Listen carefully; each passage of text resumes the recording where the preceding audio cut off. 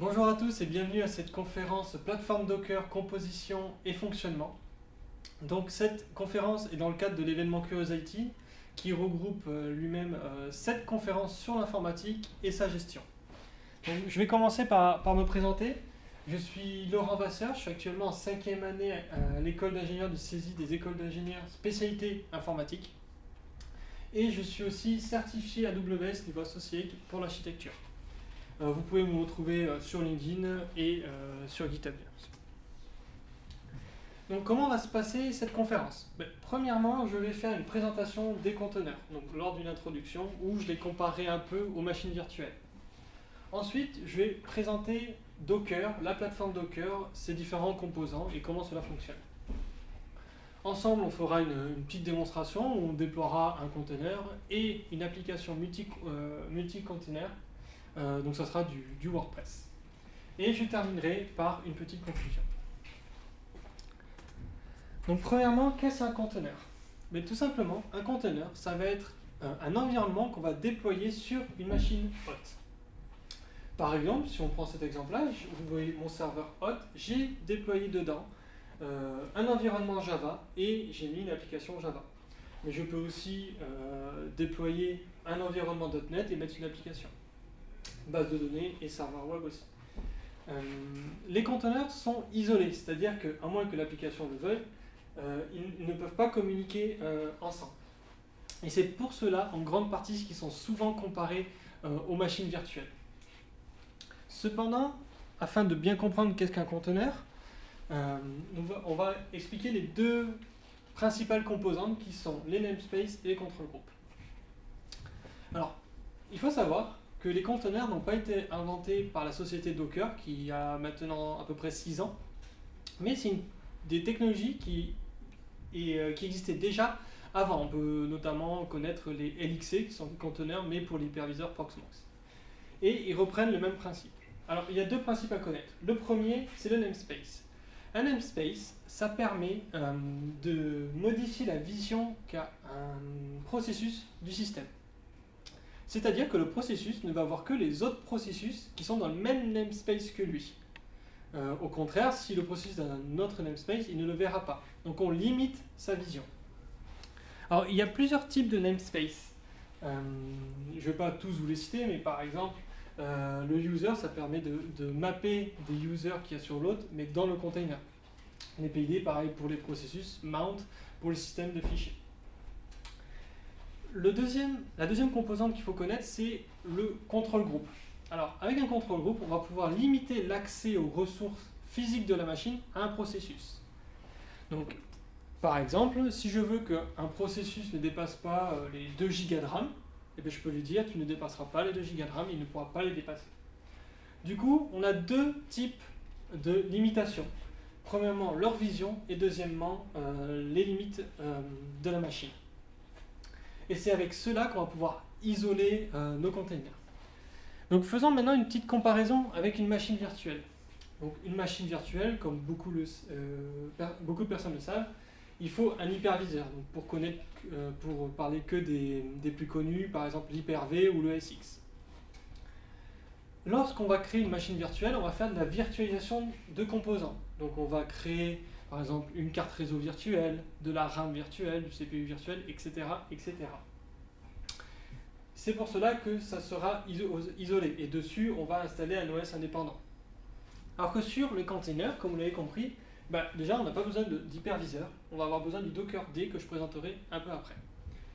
Bien sûr, il n'y a pas de virtualisation de composants, c'est que de la limitation. Cependant, on retrouve la même isolation que dans les machines virtuelles. Et enfin, il n'y a pas d'OS indépendant, c'est un système de couches que je présenterai un peu après.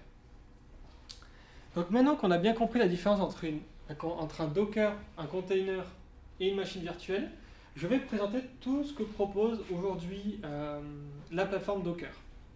Premièrement, je vais commencer, ce sera une grande partie de la présentation, sur le Docker lui-même, comment cela fonctionne. En deuxième partie, je vais présenter Docker Compose, qui est un système qui permet de déployer des applications multi-containers. Un qui est un peu moins connu, c'est Docker Machine, qui permet, avec des drivers adaptés, comme par exemple les drivers de VirtualBox, de l'ESX ou de l'Hyper-V, de déployer des machines virtuelles avec comme OS qui s'appelle Boot to Docker, qui est en fait un OS préparé par Docker pour déployer facilement des Docker à l'intérieur. Et le dernier, c'est Docker Swarm. Alors Docker Swarm, c'est un ordonnanceur de Docker, c'est-à-dire qu'on va pouvoir manager facilement les Docker. Cependant, j'en parlerai pas dans cette conférence. Je vous invite, si vous êtes intéressé par l'ordonnancement de Docker, de regarder la conférence de Julien Koska, qui va vous parler d'un ordonnanceur de facto qui s'appelle Kubernetes, qui est fait par Google. Allez, c'est parti. Commençons en premier avec l'architecture du système Docker. Comme je vous l'ai dit un peu avant, le plus important, le serveur Docker, c'est un Docker daemon, le fameux Docker D. C'est avec lui, c'est lui qui va gérer le cycle de vie de vos containers, donc la création, la suppression, etc. Pour communiquer avec lui, il embarque une API REST qu'on va pouvoir communiquer via une CLI. Alors, il faut savoir que quand on installe Docker, il nous installe les trois parties.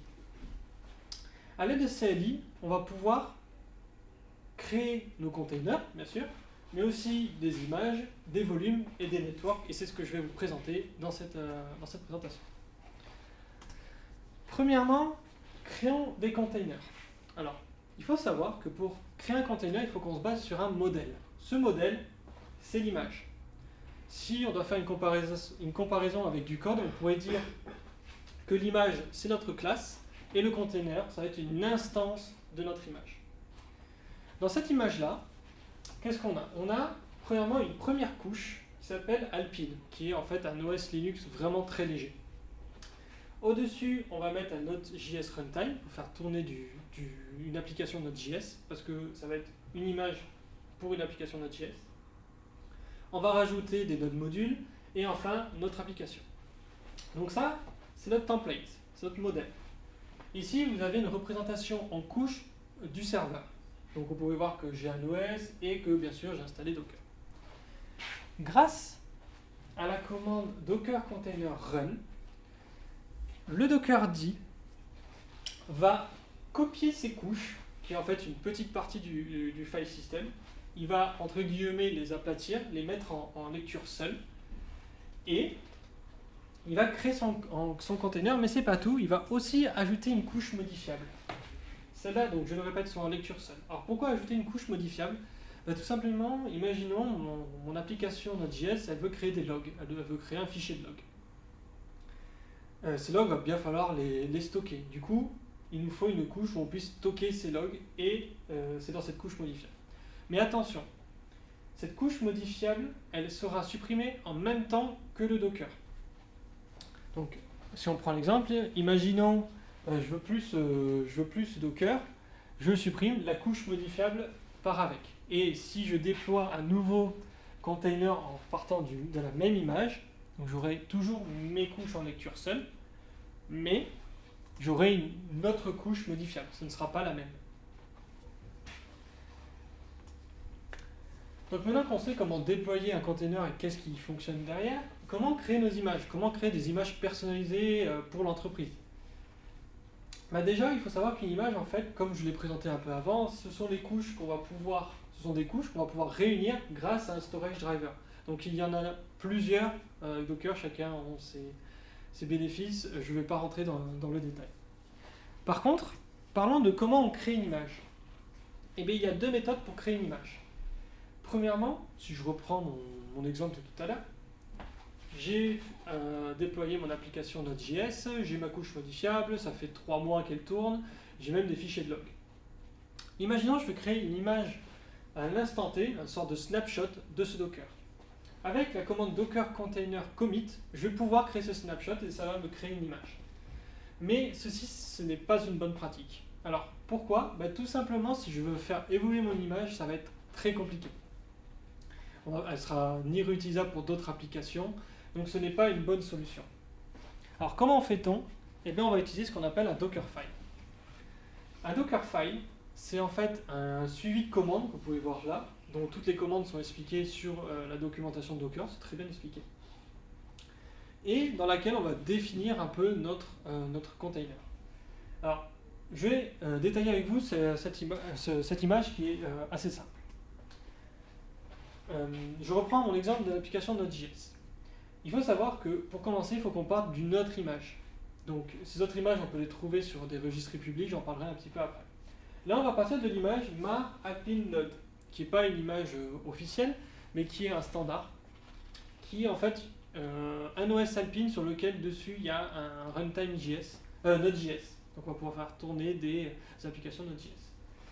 Je vais copier mon package .json dedans pour définir les dépendances. Je vais faire l'installation des dépendances donc avec npm install. Je vais copier mon application dedans. Je vais définir mon espace de travail. Je vais exposer le port 80 parce que comme c'est une application Node.js, j'ai envie par exemple qu'elle soit accessible de l'extérieur, donc j'ouvre un port sur le container. Et enfin, je démarre l'application grâce à la commande send. Donc, avec ce système d'images, on va pouvoir créer nos images personnalisées et les faire évoluer. Donc maintenant, c'est cool, on a des images, mais où on va les stocker? Donc bien sûr, ces images, vous pouvez les stocker sur l'hôte, mais si vous voulez utiliser cette image sur un autre hôte, ça va être compliqué de les déplacer, etc. Donc c'est pour ça qu'il y a des solutions. La première solution que je vais vous présenter, c'est celle qui est embarquée avec la version payante de Docker, qui s'appelle le Docker Trusted Registry. C'est en fait un registry, donc une grande bibliothèque avec toutes les images que vous allez créer. Et on peut la connecter à un Active Directory pour savoir qui c'est qui a des droits sur quelle image, etc., etc. Mais il y a aussi des solutions gratuites et communautaires, notamment le Docker Hub. Alors le Docker Hub, c'est une plateforme, pareil, un registry, où toute la communauté peut donner les images qu'ils ont créées. Alors, il y a aussi des images officielles, je pense notamment par exemple à MySQL, qui a créé sa propre image, mais qui est une version officielle. Un truc qui est bien aussi avec le Docker Hub, c'est que vous pouvez voir sur l'image si elle a des failles ou pas. Il y a un système de reconnaissance de failles directement dans le Docker Hub. Donc maintenant qu'on sait comment créer des images, j'aimerais revenir sur quelque chose qui est un peu embêtant, que je vous ai présenté un peu avant, sur cette fameuse couche modifiable qui est supprimée en même temps que le Docker. Imaginons, je veux installer une BDD, par exemple un MySQL, on va dire en version 5.3.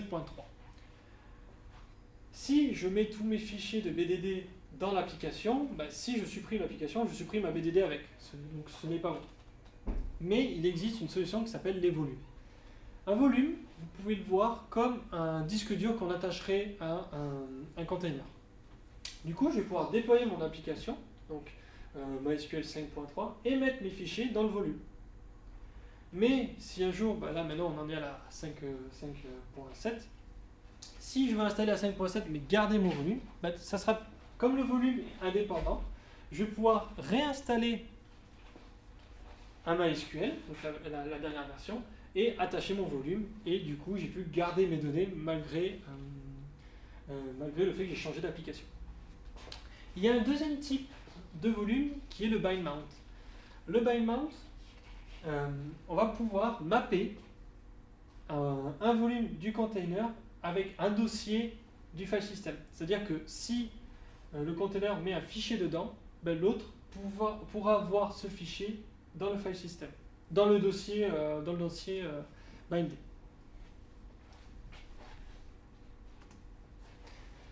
Le dernier composant que je vais vous présenter, c'est le network. Alors effectivement, si on déploie des applications, c'est que soit elles doivent discuter avec d'autres applications, soit on veut y accéder. Il y a par exemple des interfaces web. Et on va pouvoir le faire grâce au composant network. Alors, quand vous installez Docker, il vous crée deux composants. Donc le premier, c'est un composant bridge qui permet en fait de créer un network entre les containers. Vous avez chacun les IP des containers. Mais aussi, vous pouvez binder vos ports. Par exemple, si depuis le cloud, je veux accéder à ce container. Là, on peut voir que j'ai bindé le 27001 sur le port 80 de l'application. C'est-à-dire que si je fais une requête sur le port 27001 de cette machine hôte, je vais accéder au port 80 de ce container. Bien sûr, avec le bridge, les containers peuvent communiquer ensemble. Ils ont d'ailleurs chacun leur adresse IP, ils peuvent communiquer. Il y a aussi un autre composant network qui crée, c'est celui de host, où là c'est carrément l'application qui prend l'adresse IP de l'autre. Maintenant qu'on connaît toutes les composantes, on va s'intéresser à l'environnement multi-container. Prenons comme exemple WordPress. WordPress, pour installer l'application WordPress, il faut au minimum, et en respectant les bonnes pratiques, de un service par container, un serveur web avec PHP et l'application WordPress dessus, et une base de données, donc par exemple MySQL. Donc comment on va pouvoir automatiser cette installation? On va pouvoir le faire grâce à Docker Compose. Docker Compose qui est en fait qu'on va servir grâce à un fichier YAML où dedans on va définir en fait notre environnement multi-container. Donc en premier, je définis la version. Il faut savoir que le projet Docker Compose a évolué à peu près en même temps que le projet Docker et du coup il y a eu des évolutions selon la plateforme Docker. Dans les premières versions, vous pouvez déployer des containers. Dans la deuxième, on pourrait ajouter des networks, des bridges, des volumes, etc. Et dans la troisième, maintenant on a la version 3, ils ont rajouté un système pour que ça fonctionne avec Docker Swarm, mais je ne vais pas entrer dans les détails. Donc prenons notre exemple. Ici, je vais définir des services, deux services, comme j'ai dit, deux containers. Le premier, je vais prendre l'image WordPress Latest, qui est l'image de WordPress officielle, avec l'applicatif WordPress. Restart Always pour le restart, et je vais mapper le port 8080 de ma machine hôte sur le port 80 du container. C'est-à-dire que je vais pouvoir accéder à mon WordPress via le port 8080 depuis l'extérieur. On peut aussi ajouter des variables d'environnement. Donc là, c'est vraiment que pour l'exemple, mais j'ai mis comme password pour WordPress le mot example. Mais on peut mettre des variables d'environnement pour plusieurs choses, ça pourrait être pour le port par exemple, etc. Je vais définir un deuxième service, MySQL, avec l'image MySQL 5.7, qui est l'image officielle sur le Docker Hub. Pareil, et je définis une variable d'environnement pareil. Donc, avec ce fichier YAML, je vais pouvoir rajouter mes containers et déployer des containers pour avoir des fichiers par application. Je vous propose de passer à la démonstration. Alors, en premier, cette démonstration va être faite en deux parties. En premier, on va déployer ensemble un container, on crée une image et déployer un container, et on fera une petite analyse du résultat. Et dans un deuxième temps, on déploiera ensemble un WordPress comme je vous l'ai montré précédemment. Allez, hop, c'est parti. Vous me dites si vous voyez.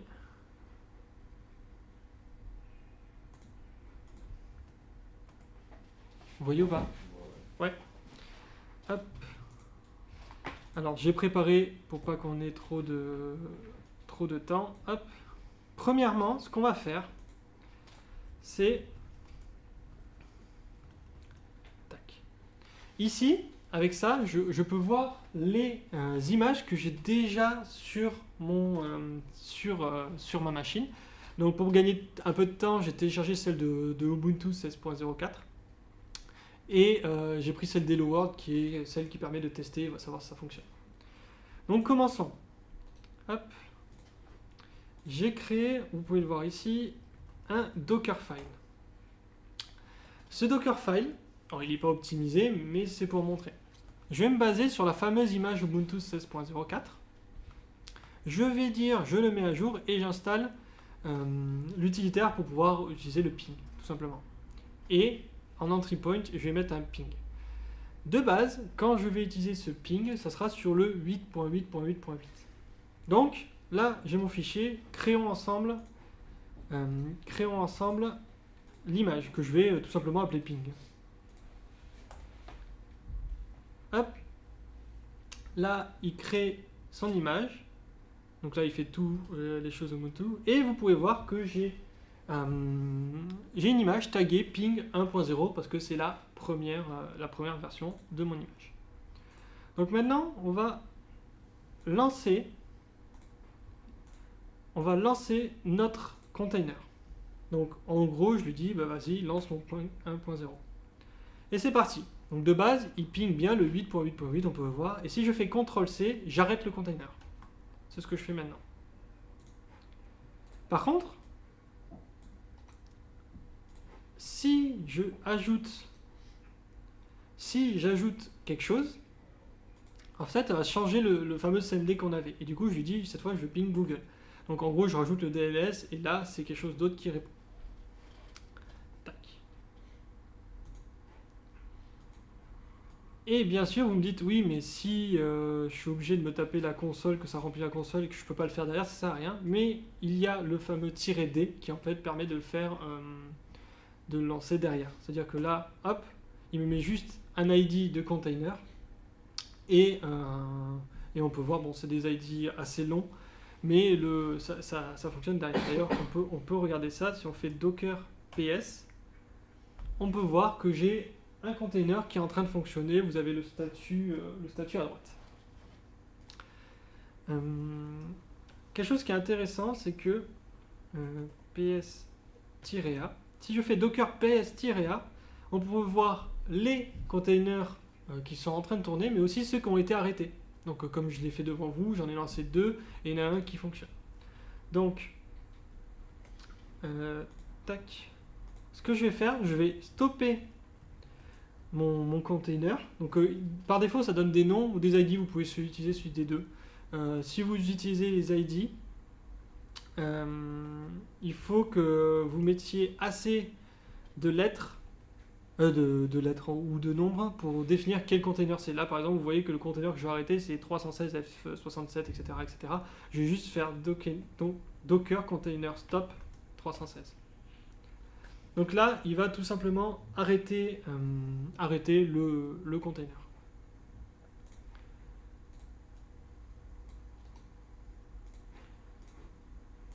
Donc là, il l'a arrêté. Si je fais un docker ps-a, on peut voir qu'ils seront tous arrêtés. Voilà. Et là, je veux carrément supprimer les containers. Donc en fait, on fait un docker rm de tous les containers qu'on trouve. Et si on fait un docker ps-a, on n'a plus de containers, on les a supprimés. Donc on n'a plus les fameuses couches modifiables. Une dernière chose qui peut être quand même plus sympa, c'est qu'on peut donner des noms aux containers. Je vous ai parlé des noms aléatoires qu'ils donnaient. Là, par exemple, si je fais docker container run-d, donc pour qu'il se fasse en fond, et je lui donne le nom curiosIT par rapport à l'événement. Du coup, vous pouvez travailler directement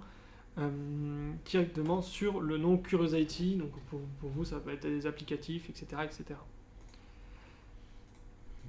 Un autre outil qui est très très pratique sur l'ensemble de la plateforme Docker, c'est l'outil inspect.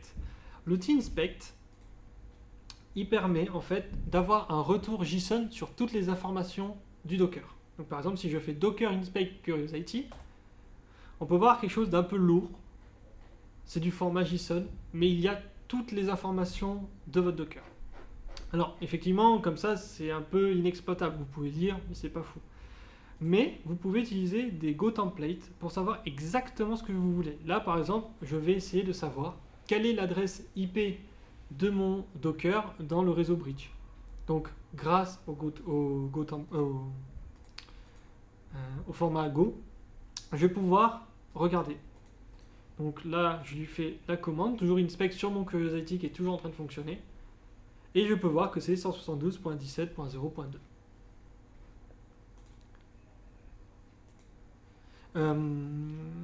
La commande inspect ne fonctionne pas que sur Docker, il fonctionne sur à peu près sur tous les composants de la plateforme Docker.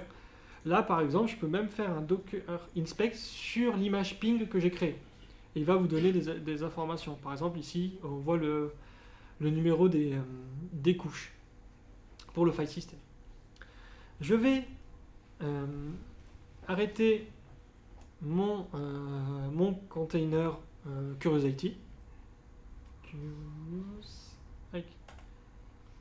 pour passer ensemble à la deuxième partie de la présentation. Hop. Je vais dans l'autre dossier. Présentation 2. Et regardons ensemble le Docker Compose.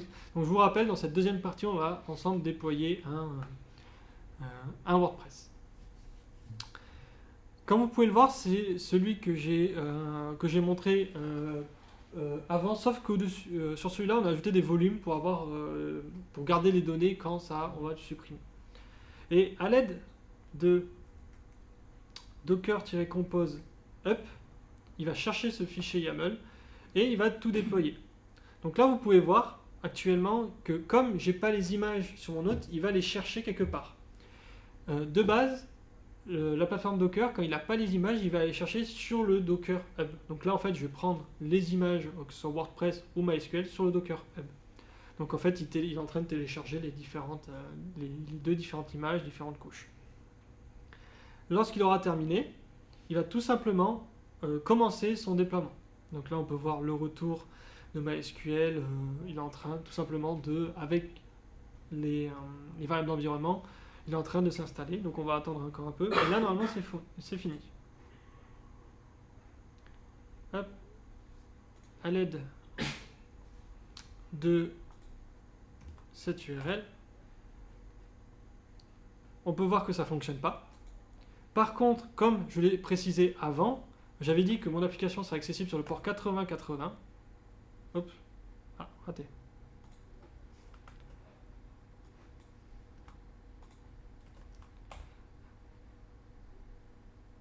Et là, on arrive sur notre applicatif WordPress, qui est donc la page de début où on peut créer notre base de données. Donc on peut voir que cela a bien fonctionné. Donc on peut arrêter ces Docker, et si on fait un docker ps-a, on peut voir qu'il y a des Docker qui ont été créés, donc présentation, un MySQL et un WordPress, c'est exactement ce que j'ai déployé. Donc reprenons la présentation.